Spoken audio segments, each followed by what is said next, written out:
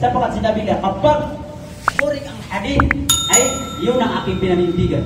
Kung magkasalungat ang salita ng propeta at salita namin, sabi ng mga imam, panghawakan ninyo ang hadith ng propeta Muhammad sallam, sa wikain ng propeta Muhammad sallam, iwanan niyo ang aming madhab. So sa panahon natin ngayon, mas mainam pa sa atin, ilan sa atin yung madhab lamang kaysa sa mismong hadith ng propeta Muhammad sallallahu alaihi wasallam. Yan ang problema. Mayroong malino na hadith, ay hinahanap mo ba kung ano ang madhab dito ng apat na imam? Sino ba ang yung propeta? Apat na imam o ang propeta Muhammad sallallahu alaihi wasallam? Sa'ing hadith, ahadan samadan lam yalid wa lam yulad wa lam yakul lahu sharikun fil mulk wa khalaqa kulla shay'in faqaddarahu taqdira. Wa nashhadu anna Muhammadan 'abduhu wa rasuluhu ballagha ar-risalata wa adda al-amanata wa nasaha al-ummah wa kashafa al-ummah wa taqada 'ala mahajjatil bayda ليلها كنهارها لا يزيغ عنها إلا هالك. اللهم صل وسلم وبارك على سيدنا محمد وعلى آله وصحبه أجمعين. أما بعد فإن أصدق الحديث كتاب الله وخير الحديث هدي محمد صلى الله عليه وسلم وشر الأمور محدثاتها وكل محدثة بدعة وكل بدعة ضلالة. أعزة الكرام، الله سبحانه وتعالى قد أمرنا بأن نتصف بالتقوى، تقوى الله سبحانه وتعالى، حيث أنه يقول بعد أعوذ بالله من الشيطان الرجيم: يا أيها الذين آمنوا اتقوا الله حق تقاته ولا تموتن إلا وأنتم مسلمون. وقال أيضا في آية أخرى: قل بفضل الله وبرحمته فبذلك فليفرحوا هو خير مما يجمعون. وقال النبي صلى الله عليه وسلم: أنا أو إن لكل قوم عيدا وهذا عيدنا، متفق عليه. أعزة الكرام، سمي العيد عيدا، يعني هذا العيد، هذا اليوم العيد سمي العيد عيدا لأنه يعود ويتكرر كل عام بالفرح والسرور. كما ذكرنا الله سبحانه وتعالى يقول: قل بفضل الله وبرحمته فبذلك فليفرحوا خير مما يجمعون. ومعنى هذه الآية الكريمة أو هذه الآيات الكريمة أي بهذا الذي جاءه من الله، يعني هذه معنى الآية، بهذا الذي جاءه من الله من الهدى ودين الحق فليفرحوا فإنه أولى ما يفرح به هو خير مما يجمعون. فهذه هي معنى هذه الآية الذي قال سبحانه وتعالى: قل بفضل الله وبرحمته فبذلك فليفرحوا خير مما يجمعون. أي من حطام، فإنه أولى ما يفرح به هو خير مما يجمعون، أي من حطام الدنيا وما فيها من الزهرة الفانية الذاهبة. أعزة الكرام، وللصائم كما ذكره علماؤنا وللصائم فرحتان: فرحة عند فطره، ومعنى هذه الفرحة عند فطره يعني عند فطرنا هي عند انتهاء من صيام الشهر رمضان، يعني هذا اليوم قد انتهى شهر رمضان، حيث يقدم عليه عيد الفطر السعيد، وهو بتوفيق الله عز وجل له لإكمال صيام شهر رمضان المبارك. بتوفيق الله سبحانه وتعالى نحن نكمل هذا الشهر الماضي، لذلك علينا أن نشكر الله سبحانه وتعالى بتوفيق الله سبحانه وتعالى لإكمال صيام شهر رمضان المبارك. فيوم الفطر هو الفرحة العاجلة، لأن جميع المؤمنين الصائمين يكونون في ضيافة رب العالمين، يعني المسلمون في جانب الدنيا في مغارب الأرض ومشارقها كانوا الآن يكونون في ضيافة الرب سبحانه وتعالى. أما الفرحة الكبرى التي ذكره علماؤنا فهي يوم يلقى الصائم ربه، يعني عند يوم القيامة، وينال أجره على الصيام كاملا وافيا بقوله سبحانه وتعالى، يعني كما في هذه الآية: يا عبادي لا أحكم عليكم اليوم ولا أنتم تحزنون الذين آمنوا بآياتنا وكانوا مسلمين ادخلوا الجنة أنتم وأزواجكم تحبرون يطاف عليهم بسحاب من ذهب وأكواب وفيها ما تشتهي الأنفس وتلذ الأعين وأنتم فيها خالدون وتلك الجنة التي أورثتموها بما كنتم تعملون لكم فيها فاكهة كثيرة منها تأكلون وهذه هي فرحة الحقيقية التي لا يعرف مقدارها إلا من أكرمه الله بدخول الجنة. عزيزتي الكرام إخواني في الله، هذه الصلاة صلاة العيد مشروعية في الكتاب والسنة، يعني في القرآن والحديث وإجماع المسلمين إجماع السلف. وهذه الصلاة السنة مؤكدة كما قال الرسول صلى الله عليه وسلم إن لكل قوم عيدا وهذا عيدنا متفق عليه.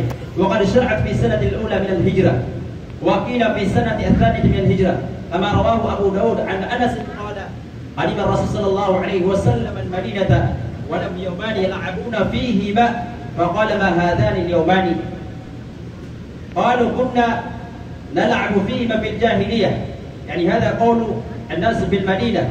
وقال النبي صلى الله عليه وسلم إن الله قد أبدلكما خير منهما يوم الأضحى ويوم الفطر، يعني بمعنى هذه اليوم مثل هذا اليوم. وقد كان المشركون يتخذون أعيادا زمانية ومكانية فأبطلها الإسلام وعوض عنها، يعني فأبطلها الإسلام وعوض عنها.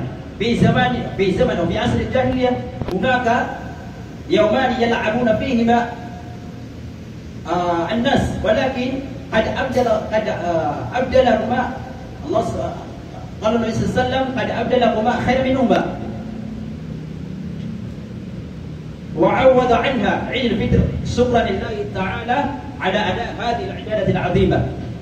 وقد صح عن النبي صلى الله عليه وسلم أنه قال لما قدم المدينة وكان لأهلها يومان يلعبون فيهما قال صلى الله عليه وسلم قد أبدلكم الله بهما خيرا منهما يوم النحر ويوم الفطر أحمد والنسائي. أعزتي الكرام إخواني في الله، ولا يجوز لابد بأن ننتبه ولا يجوز الزيادة على هذين العيدين عيد الأضحى وعيد الفطر. وزاده أهل العلم ويوم الجمعة بإحداث أعياد أخرى كالأعياد الموالد والأمهات والآباء وغيرها، لأن ذلك زيادة على ما شرعه الله وابتداع في الدين ومخالفة لسنة السيد المرسلين وتشبه بالكافرين، سواء سميت أعيادا أو ذكريات أو أياما أو أعواما، فكل ذلك ليس منه سنة الإسلام بل هو من فعل الجاهلية وتقليد الأمم الكفرية من دول الغربية وغيرها. وقال صلى الله عليه وسلم من تشبه بقوم فهو منهم. وقال أيضا إن خير الحديث كتاب الله وخير الهدى هدى محمد صلى الله عليه وسلم، يعني الحديث. وشر الأمور محدثاتها وكل محدثة بدعة وكل بدعة ضلالة. Ginagalang magulang kapatid sa pananampalatayang Islam, una sa lahat ay lahat ng papuri ay nauukol sa tagapaglikha ang Allah subhanahu wa ta'ala, ang Panginoon ng lahat ng nilalang sa libutan. At ang kapayapaan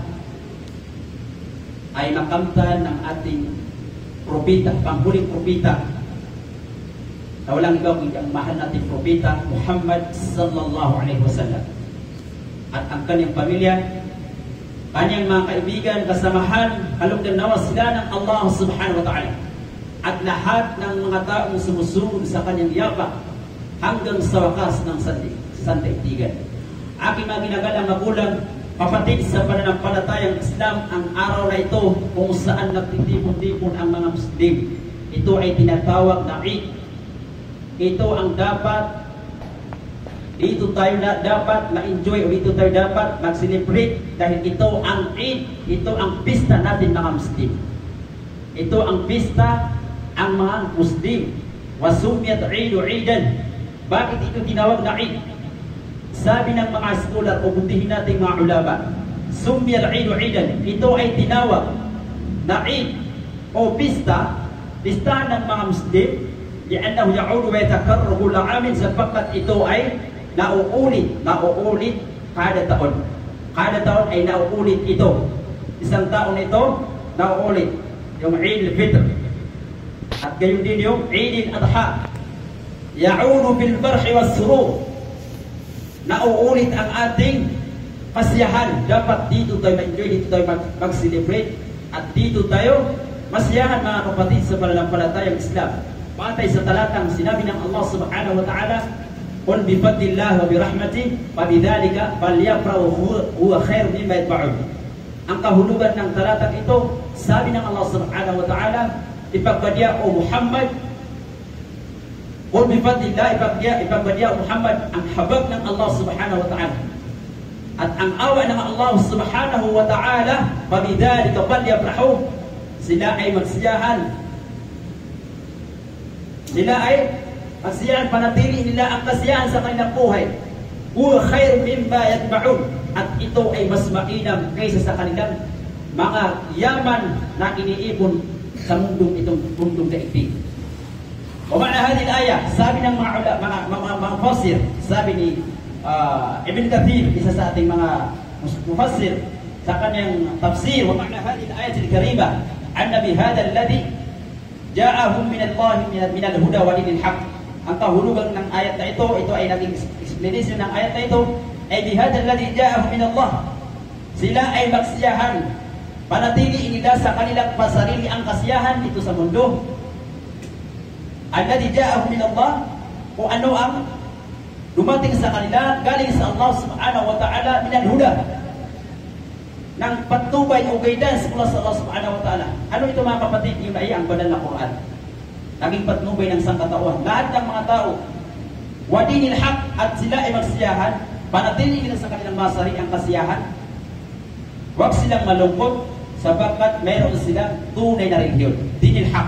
Mayroon silang tunay na relihiyon na ito lamang ang tatanggapin ng Allah subhanahu wa ta'ala sa lahat ng relihiyon sa mundo. Inna dina indallahi Islam.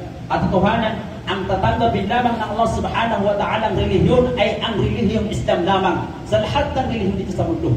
O may yabtaqi ghayra al-islami dinan falam yuqbala minhu wa huwa fil akhirati minal khasirin. Isang talata, sinabi ng Allah subhanahu wa ta'ala, ang sino man maghanap ng ibang relihiyon maliban sa Islam, falam yuqbala minhu, sabihin, hindi ito katanggap-tanggap mula sa kanya. Itanggap din sa kanya ng Allah subhanahu wa ta'ala, wa huwa bil akhirati minal khasirin, at sa ay mapapasama sa mga taong talunan sa kanilang buhay, mga kapatid.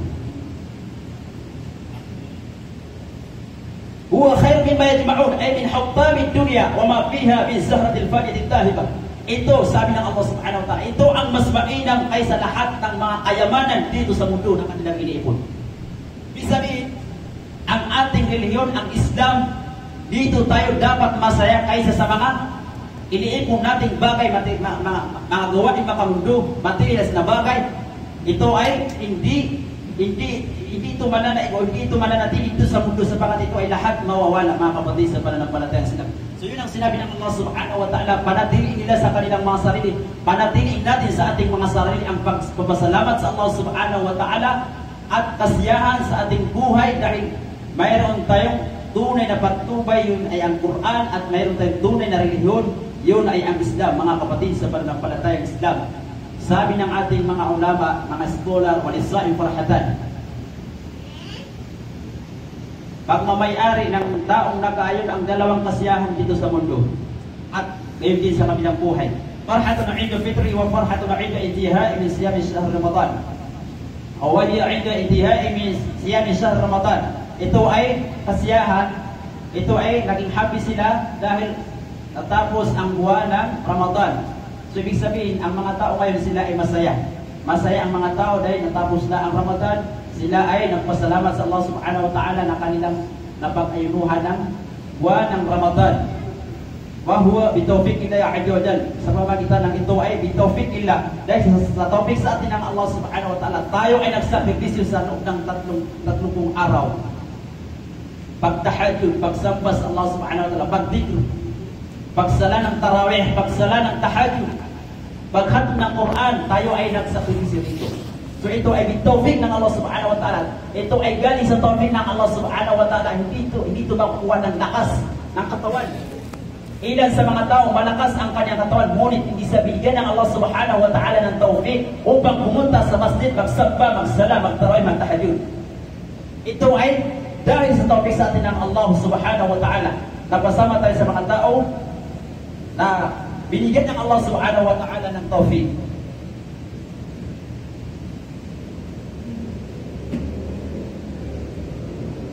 Sapagkat sabi niya, lianna jami' al-muslimin as-sa'imin yakunu fi diyafati rabbil alamin. Sapagkat ang karamihan sa mga Muslim o karamihan sa ating mga Muslim mananampalataya sa Allah subhanahu wa ta'ala na nag-ayun sa buwan ng Ramadan, yakununa fi diyafati rabbil alamin. Sila ayon ay bisita ng tagapaglikha ng Allah subhanahu wa ta'ala. Pumunta tayo dito sa moske o sa lugar kung saan natin itatayo, saan itatayo ang salatul Eid. Sila ay mga bisita ng Allah subhanahu wa ta'ala fi diyafati rabbil alamin. Sila ay nagbibisita sa Panginoon ng lahat ng nilalang. Yun ay ang Allah subhanahu wa ta'ala. Pangalawang kasiyahan mga kapatid, pangalawang masaya ang mga Muslim. Masaya dito ang mga Muslim. Farhatul kubra, ito yung tinatawag na malaking kasiyahan. Big happy, sabi ng mga ulama. Laha aw yawma yalqa as-sa'im. فهي يوم يلقى الصائم ربه وينال أجره على الصيام كاملا وافيا لقوله يا عبادي لا خوف عليكم اليوم ولا أنتم تحزنون. Ito ay ang araw kung saan natin matatagpuan ng Allah subhanahu wa ta'ala sa kabilang buhay. Sa kabilang buhay matatagpuan natin ng Allah subhanahu wa ta'ala, makikita natin ng Allah subhanahu wa ta'ala. وينال أجره على الصيام, ating makakamtan ng gantimpala ng Allah subhanahu wa ta'ala sanhi o dahilan ng ating pagsakripisyo sa pag-ayun sa buwan ng Ramadan. Ito ay sinabi ng Allah subhanahu wa ta'ala sa talatang ito, ya ibadi la khawfun alaykum al-yawma wa la antum tahzanun. Tatawagin ng Allah subhanahu wa ta'ala ang kanyang mga alipin. Ya ibadi la khawfun alaykum al-yawma wa la antum tahzanun. Ito ay yung mga tao mapasok sa paraiso. Tayo ay humihingi sa Allah subhanahu wa ta'ala na mapasama tayo sa mga taong makapasok ng paraiso. Ya ibadi, aking mga tagapagsamba, sabi ng Allah subhanahu wa ta'ala. Patawagin ng Allah subhanahu wa ta'ala ang mga taong mga tagapagsamba, mga taong mga alipin ng Allah subhanahu wa ta'ala. La khawfun alaykum al-yawma wa la antum tahzanun. Sa ngayon ay wala kayong pangamba. Hindi kayo mangangamba, hindi kayo matatakot. Sila ay mananalig sa Allah subhanahu wa ta'ala. Ito ay promise sa kanila ng Allah subhanahu wa ta'ala, hindi kayo kailanman mangangamba. Wala antum ta'zanun alladhina amanu bi ayatina wa kanu muslimin. Sila yung mga taong naniwala sa aming mga ayat, naniwala sa aming mga palatandaan, mga ayat ng Allah subhanahu wa ta'ala, wa kanu muslimin, at sila ay naging ganap na mga Muslim, tunay na mga Muslim. Udkhulul jannata antum wa azwajukum tuhbarun. Sabi ng Allah subhanahu wa ta'ala sa mga taong papasok sa paraiso, udkhulul jannah. Kautusan, pumasok na kayo sa paraiso. La hawla wala quwwata illa billah. Nas'alullah an nakuna ma'ahum. Pamana dirun wallah, sabi ng Allah subhanahu wa ta'ala sa kanyang mga alipin ng mga tagapagsamba, udkhulul jannata antum wa azwajukum tuhbarun. Pumasok na kayo, magsipasukan kayo sa paraiso ng Allah subhanahu wa ta'ala. Wa antum azwajukum tuhbarun. Kayo at kasama ninyo ang inyong mga asawa na kayo ay masaya. Kayo ay masaya. Yudafu alayhim bizihabi min dahabin wa akwabin wa fiha ma tashtahi al-anfus wa taladdu al-'ayn. Ang ayat na ito, talatang ito ay binigyan niya ng kaulugan ng pagpasok ng mga tao sa paraiso. Yudafu alayhim bizihabi min dahabin wa akwabin. Iniikot sa kanila ang mga kortiniryo at mga akwab, mga baso. Wa fiha ma tashtahi min dahabin. Ito ay gawa sa ginto. Mga kordinyo at saka mga baso na gawa sa ginto. Wa fiha ma tashtahi al-anfus. Nasa loob ng paraiso ang ninanais, gusto ng ating mga sarili. Lahat ng gusto ng ating mga sarili ay nandun sa paraiso. Kung ano ang ninanais mong ay makakamtan mo, ibibigay sa iyo ng Allah subhanahu wa ta'ala, wa taladul a'yun, at kung ano ang ninanais ang mga paningin. Kung ano ang gusto natin makita, ay makikita natin doon sa paraiso, mga kapatid. Wa antum fiha khalidun, at kayo ay mananatili dito. Bisabihin, ang mga tao papasok sa paraiso, kailanman ay hindi sila mangalabas ng paraiso. Sila ay mananatili sa paraiso magpakailanman. Wa tilkal jannatu allati uridtumuha bima kuntum ta'lamun. Ito ang paraiso, sabi ng Allah subhanahu wa ta'ala, na itinalagad o tinalagad sa inyo, binagpanas sa inyo, tinalagad sa inyo, bima kuntum ta'lamun, sanhi ang iyong mga buting gawain. Sanhi ang iyong mga buting gawain. Lakum fiya fakihatun kathiratun minha ta'kulun. Mayroong ditong mga bunga, masarap na bunga ng kahoy, at ito ay marami, minha ta'kulun, kasama rito ay inyong kinakain. Wa hadhihi hiya farhatul haqiqa. Sabi niya, ito daw ang pinakamalaking kasiyahan. La ya'lamu miqdarha, walang nakakaalam kung ano ang limitasyon ng kasiyahan ito. Illa man akramahu Allah bidukhulil jannah, libang lamang sa taong nakapasok ng paraiso ng Allah subhanahu wa ta'ala. Aking mga kapatid, sa pananampalatayang Islam, salatul Eid mashru'atun bil kitab was sunnah wa ijma'il muslim. Ang sala na ito, ang ating pagsala, ito ay nagkaisa ang ating mga ulama na ito ay mashru'iyah. Ibig sabihin ay mashru', iniutos sa atin ito. Bil kitab, ito ay nagmula sa kitab, aklat ng Allah subhanahu wa ta'ala, at sunnah, hadis ng propeta wa ijma'il muslimin, at pinagkaisaan ng ating mga muslim. Wa hadhihi salat sunnah mu'akkada. Ito ay sinabi nila, ito ay nananatiling malakas na sunnah o pamaraan ng propeta Muhammad sallallahu alaihi wasallam. Illa anna Abu Hanifa qalu salatul Eid wajibah.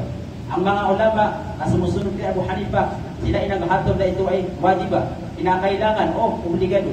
Yun ay sa madhab ng Abu Hanifa. Dahil pati ang mga bata, mga babae ay inutusan ng propeta pumunta sa masjid. Wa qala Rasul sallallahu alaihi wasallam, sabi ng propeta Muhammad sallallahu alaihi wasallam sa isang hadith, inna likulli qaumin 'iidan wa hadha 'idna. Sabi niya, lahat ng sangkatauhan ay mayroong pista. Mayroong pista, Eid, wa hadha 'idna. At sabi niya, ito ang ating pista. Ito ang ating Eid. Lahat ng tao, ibig sabihin, lahat ng sangkatauhan, lahat ng relihiyon ay mayroong tinatawag na pista. At ito, sabi na, ito ang ating pista. Muttafaqun alayh, ito ay nagkasundo si Imam Al-Bukhari Muslim na ito ay authentic na hadith. Wa qad shar'at fi sanatil ula min al-hijrah. Sabi na, ang salatul Eid ito ay iniutos nung fi sanatil ula, sa unang taon min al-hijrah, sa paghijrah o paglakbay ng propeta Muhammad sallallahu alaihi wasallam. At isa ay nabanggit wakila fi sanatil thaniyah min al-hijrah. Isa sa isang riwaya ay ito ay sa pangalawang taon ng pag-hijrah o paglakbay ng propeta Muhammad sallallahu alaihi wasallam. Tulad ng nabanggit sa hadis na ito na isinalaysay ni Abu Daud na mula kay Anas radhiyallahu anhu, ang propeta Muhammad sallallahu alaihi wasallam nung sa dumating sa Madina, walau yawman yal'abuna fihima, mayroon silang dalawang araw kung saan sila ay nagsisiyahan o saan sila ay naglalaro, ang mga taga Madina. Faqala ma hadani al-yawmani, tinanong sila ng propeta, ano ang araw na ito kung saan kayo ay nagsisiyahan, saan kayo naglalaro o saan kayo ay nagkakaroon ng kasiyahan. Qalu, sabi ng mga tao, kuna nal'abu fihima fi al-jahiliyah. Sabi ng mga tao sa Madina, ito ay sagot nila kay Muhammad sallallahu alaihi wasallam, kami ay naglalaro dito, nagsisiyahan dito sa dalawang araw na ito, bi asril jahiliyah, sa panahon ng wala pa ang Islam. Faqala Rasul sallallahu alaihi wasallam, at sinabi ng propeta Muhammad sallallahu alaihi wasallam sa kanila, inna Allah qad abdalakum ma khairan minhuma. At tuwanan Allah subhanahu wa ta'ala ay kanyang pinalitan sa inyo ng mas mainam. Mas mainam, pinalitan sa inyo ng Allah subhanahu wa ta'ala ng mas mainam. Ano ang pinalit dito ng Allah subhanahu wa ta'ala? Yawmul Adha wa Yawmul Fitr. Ang Yawmul Adha, araw ng Adha. Ito ay yung araw ng pagkatay ng mga kambing, kamilyo at baka. Wa Yawmul Fitr, at ang araw ng Fitr, katapusan ng kamatan. Ang araw na ito. وقد كان المشركون يتخذون أعيادا زمانية ومكانية فابتدأها الإسلام وعوض عنها عيد الفطر شكرا لله تعالى على أداء هذه العبادة العظيمة. Sabi ng mga ulama, وقد كان المشركون sa mga sirah nabawiyah history, وقد كان المشركون, ang mga musyrik mga tao mapagtambal, yattakhiduna a'yadan, meron sila mga a'yad, ibig sabihin meron sila mga pista. Zamaniyatan o makaniyatan, ito ay sa mga lugar o digay sa mga araw. Paabtadhal Islam ay ito ay binatan ng Islam. Nawala ng ito ay binalitan ng Islam. Wa'awada anha, binalitan sa ng Islam. Eid al-Fitr, at ibinalit dito ng Islam ay Eid al-Fitr. Ang Eid al-Fitr, tulad ng araw na ito, syukran lillahi ta'ala, bilang pasalamat sa Allah subhanahu wa ta'ala ala hadhihi al-'azim, ibadat al-'azimah, sa pamamagitan ng pagtayo, pagsagawa ng malaking ibadah na ito.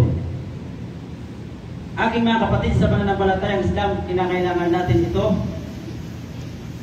maunawaan. Fala yajuzu ziyaratu ala hadain al-'idain بإحداث أعياد أخرى كأعياد الموالد والأمهات والآباء وغيرها، لأن ذلك زيادة على ما شرعه الله وابتداع في الدين ومخالفة للسيد ولسنة السيد المرسلين وتشابه بالكافر. Ang pagsagawa ng mga pagdiriwang na maliban sa Eid al-Fitr at Eid al-Adha at araw ng Friday o Biyernes, ito ay natulad ng ating mga hudihing ulama na wala itong nas, ibig sabihin walang dalil na mula sa Quran at Hadith. Fala yajuzu ziyaratu ala hadain, hindi natin maaari o hindi pinaitulutan ng Islam ng dagdagan natin ito.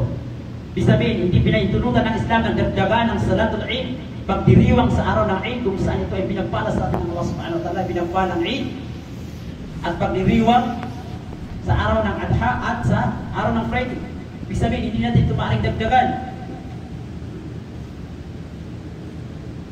Bi'ihdatin ayyamin ukhra, sa mga gawaing pagbabago o bidang sa Islam, kada a'yad al-mawalid, tulad ng mga kaarawan, araw ng kapanganakan, birthday. Ilan sa ating mga Muslim na nag-celebrate ng birthday? Mayroon bang dalil? Ito ay napakalinaw na salungat sa ating Islam, salungat sa relihiyon ng Islam, pagkaroon ng kaarawan ng araw ng kapanganakan o bigay birthday, tinatawag na a'yad al-mawalid. Mayroon sa ating mga Muslim na ganyan ang kanyang ugali, kabulian. Wal ummahat, ka'iyadin ummahat, sabi, yung mga gawain pagdiriwang, kaarawan ng mga nanay, Mother's Day, kakalipas lamang.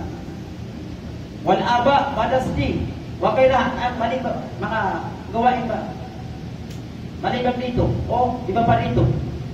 لأن ذلك زيادة على ما شرعه الله, sapagkat ito ay karagdagan sa itos ng Allah subhanahu wa ta'ala. Walang dalil ito.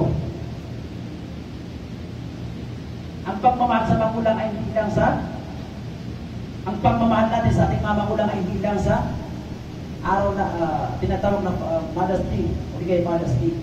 Dahil ang pagmamahal natin sa mga magulang ay simula nang tayo isinilang dito sa mundo, simula nang sila ay sinilang nila tayo dito sa mundo at hanggang sa ating muling hininga, kinakailangan natin pagbuti ng ating mga magulang. Kinakailangan natin alagaan ng ating mga magulang, sapagkat sabi ng Propeta Muhammad sallallahu alaihi wasallam sa isang hadith, ragim ang rajulin adrakahu aw la targhabu an abaikum faman ragiba an abawahi faqad kafar. Sabi ng Propeta Muhammad sallallahu alaihi wasallam, huwag niyong pagkamuhian huwag niyong pagkamuhian ng iyong mga magulang.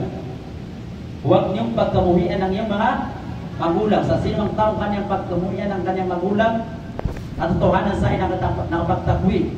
So kinakailangan natin mahalin ang ating mga magulang. Yan ang sinabi ng Allah subhanahu wa ta'ala, wa qad rabbuka an la ta'budu illa وَقَدْ رَبُّكَ أَنْ لَا تَعْبُدُوا إِلَّا إِيَّاهُ وَبِالْوَالِدَيْنِ إِحْسَانًا. Iniutos na yung Panginoon na walang nararapat sambahin liban sa Allah subhanahu wa ta'ala wa bilwalidayni ihsana, at ang maging masunuri sa kanyang magulang, maging masunuri tayo sa ating mga magulang. Hindi lang sa mga Father's Day o di kaya mga sa mga Father's Day, kung saan ito ay napakalinaw na walang patayan, walang dalil na bukas sa Quran, sapagkat ito ay salungat sa sunna ng Propeta Muhammad sallallahu alaihi wasallam. Sabi ng Propeta, man tashabbaha biqaumin fahuwa minhum, ang sino ang kanyang gayahin ng isang katauhan ay siya'y mapapasa ka sa kanila. Saan galing ito? Kaninong ugali ito? Kaugalian ba ito ng ating ang mga sahaba, ang propeta, ang mga Muslim, mayroon tayong sariling pagtitibag na dapat nating tutukan sa banda ating mga ayan, ating mga pista tulad yung Eid al-Fitr at Eid al-Adha at araw ng Biyernes, Yawmul Jum'ah. Huwag nating dagdagan ito sapagkat ito ay malaking kasalanan sa Allah Subhanahu wa Ta'ala. Ilan lamang kasi nakaintindi ng usapin ito. Kasi karamihan kasi hindi niya naintindihan kung ano ang bid'ah at kung ano ang sunnah. Ito ang problema. Kaya mangmang tayo sa Islam, hindi malawak ang ating kaalaman sa Islam, ay hindi natin naiintindihan ang tinatawag na bid'ah o karagdagan sa Islam. Karagdagan sa Islam. Ang Islam ay dalil. Lagi natin ito nagbanggit. Ito ang mga ulama natin, mga ustad natin. Ang Islam ay dalil. Nagmula sa dalil, banal na Quran, banal na hadith ng propeta, salita ng propeta Muhammad sallallahu alaihi wasallam. Nakita ba rin ng nagbibigay ng sermon, khutbah, na walang dalil, walang batay na dalil, nagsasabi sila ng kung ano ang ninais niyang sabihin? Wala. Tumatayo dito ang khatib na may batayan, may saligan, ayat mula sa Quran at Sunnah ng Propeta Muhammad sallallahu alaihi wasallam. Kanyang sinasabi, qala Allah subhanahu wa ta'ala, qala Nabi sallallahu alaihi wasallam. Sabi ng Allah, sabi ng Propeta Muhammad sallallahu alaihi wasallam, hindi sabi ng tao. Ito ang problema sa atin. Hindi natin naunawaan kung ano ang tinatawag na bid'ah. Wala dalil sa Quran at wala dalil sa hadith ng Propeta Muhammad sallallahu alaihi wasallam. At kapag ito ay ginawa mo, ito ay napapalago sa Islam. Kasi hindi na-iisip ng karamihan, sakay ka ng sasakyan, bid'ah. Sakay ka ng bid'ah. Sakay ka ng barko, bid'ah. Ganun ang sagot ng mga taong maigli ang kanilang kaalaman. May nagsabi ba, may hadis ba na sinabi ng propeta, sumakay ka ng sasakyan, ito ang gantimpala. Kapag hindi ka sumakay ng sasakyan, ito ang parusa mo. Hindi na ang ulugan na sumakay ka ng sasakyan ay pagsamba, kabilang sa pagsamba. Ito ang kailangan natin malaman, maunawaan mga kapatid sa pananampalatayang Islam. Ang karagdagang gawain o bid'ah ang gawain ay ito ay napapaloob sa pagsamba sa Allah Subhanahu wa Ta'ala. Pag sinabi mo pagsamba sa Allah Subhanahu wa Ta'ala na walang batay na dalil, ito ay tinatawag na bid'ah. Pero kung yung mga gawain muamalat, tulad yung pagsakay ng mga sasakyan, hindi yan kasama sa Islam. Bakit mo sabi na bid'ah? Hindi kasama sa Islam. Kailangan natin itong maunawaan. Ilan sa atin nagagalit pa pag sinasabi ang bid'ah. Ano ba ang bid'ah? Sabi ba ito ng mga tao? Sabi ba ito ng ordinaryong tao na nagbibigay hatol ng bid'ah? O mismo ang Propeta Muhammad sallallahu alaihi wasallam nagsabi? Propeta Muhammad sallallahu alaihi wasallam nagsabi, kung talagang sinusunod natin ang Propeta Muhammad sallallahu alaihi wasallam at yabang ang kanyang mga kaibigan, kalugdan daw sila ng Allah Subhanahu wa Ta'ala, kinakailangan natin sumunod sa kanilang mga gawain. Kinakailangan natin isuga ang ating mga gawain sa kanilang mga sunnah, pamamaraan. Kinakailangan natin maunawaan mga kapatid sa pananampalataya. Hindi lahat ng tao ay bigyan ng tawfik ng Allah Subhanahu wa Ta'ala maunawaan ang tinatawag na sunnah at tinatawag na bid'ah. Dito tayo nagkakagulo. Nagkakaroon ng hindi ba kaunawaan ng mga tao kasi pati yung walang pinag-aralan sa Islam ay naghahatol ng bid'ah. Hindi niya alam ang kanyang sinasabi. Kung ano ang lumalabas sa kanyang bibig na hindi niya naiintindihan. Islam ang pinag-usapan dito kapag nagkamali ka sa iyong paghawak ng Islam, impero ang bagsak mo. Kaya ito ang sinasabi ng ating mga butihing ulama para iligtas tayo sa apoy sa impero. Bakit? Sinabi ng Propeta Muhammad sallallahu alaihi wasallam, sa hadis na ito nang binasa natin kanina. Inna khairul hadith kitabullah, ang pinakamainam na hadith ay ang aklat ng Allah Subhanahu wa Ta'ala. Wa khairul huda Muhammad sallallahu alaihi wasallam, at pinakamainam na patnubay ang patnubay ng Propeta Muhammad sallallahu alaihi wasallam. Wa sharrul umuri muhdatsatuha, at pinakamasamang gawain ay binago sa Islam. Sino ang nagsabi? Pinakamasamang gawain ay binago sa Islam. Tao ang propeta. Propeta Muhammad SAW. Kullu muhdatsatin bid'ah. Lahat ng bilang sa Islam, sinabi mo, natulad mo, ito ay bahagi sa Islam, kasama sa Islam, bid'ah. Wa kullu bid'atin dalalah. At lahat ng karagdagan gawain sa Islam ay ligaw landas. Wa kullu dalalatin finnar. At lahat ng ligaw na landas ay mapapasok sa ibon. Mga kapatid, hindi itong isang biro ang paghatol natin o pagbigas o pagsabi ng bid'ah o kasabihan ng bid'ah. Napakadelikado, mga kapatid. Delikado ito. Imperno ang bagsak ito kapag hindi natin naunawaan ng sunna ng Propeta Muhammad sallallahu alaihi wasallam. Ang problema sa atin, ang hinahanap pa ng ilan sa atin ay kung ano ang jaiz, ano ang pwede. Bakit hindi natin itanong kung ano ang sunna? Tulad yung pagbigay ng zakatul fitr. Kada taon ay binibigyan ng explanation ng ating mga ulama na ang sunna ay pagkain. Ang sunna ay pagkain. Ang pagbigay ng zakatul fitr ng pera ay ito ay pinahintulutan lamang ni Imam Abu Hanifa. Ibig sabihin ng pinahintulutan, hindi sunna. Ano ang maan mo? Sunna o yung pinahintulutan? Siyempre, ang maan natin yung sunna. Kaya ang sunna, ang propeta Muhammad sallallahu alaihi wasallam pagkain. So bakit mo ba? Bakit mo iniwanan yung sunna na doon ka pumunta sa pinatulan ng ito ay jaiz lamang, pinahintulutan lamang? Napakasakit. Napakalilaw ang hadith. Bakit hindi mo sunodin ang yapak ng propeta Muhammad sallallahu alaihi wasallam? Sa kabilang buhay, itatanong sa iyo, ano ang sinunod mo, yung hadith ng propeta? Salita ng propeta o salita ng tao? Salita ng propeta Muhammad sallallahu alaihi wasallam o salita ng isang imam, Abu Hanifa? Tandaan natin, ang mga aima, tinawag silang mga mustahid, at mayroon silang salita, kapag sabi nila, gasahal hadithi fa madhabi. Hindi nila pinanatili sa sinisiguro sa kanilang sarili na ang kanilang pinahawakan madhab ay ito ay tama, sapagkat sinabi nila kung ang hadith ng propeta ang tama, yun din ang aking pinanindigan. Sabi ng mga imam, yun ang sabi nila. Hindi nila sinisiguro sa kanilang sarili na tama ang kanilang pinanindigan o kanilang istihad. Sapagkat sinabi nila, kapag correct ang hadith, ay yun ang aking pinanindigan. Kung magkasalungat ang salita ng propeta at salita namin, sabi ng mga imam, panghawakan ninyo ang hadith ng propeta Muhammad sallallahu alaihi wasallam, sa wikain ng propeta Muhammad sallallahu alaihi wasallam, iwanan niyo ang aming madhab. So sa panahon natin ngayon, mas mainam pa sa atin, ilan sa atin yung madhab lamang kaysa sa mismong hadith ng propeta Muhammad sallallahu alaihi wasallam. Yan ang problema. Mayroong malino na hadith, ay hinahanap mo ba kung ano ang madhab dito ng apat na imam? Sino ba ang yung propeta? Apat na imam o ang propeta Muhammad sallallahu alaihi wasallam?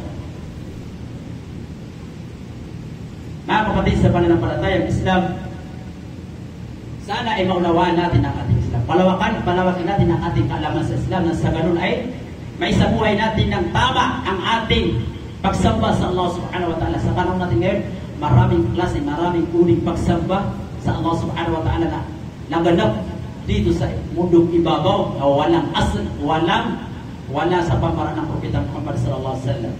Wa aqulu qawli hadha wa astaghfirullah li wa lakum wa li sa'iril muslimina min kulli dhanbin fastaghfiruhu.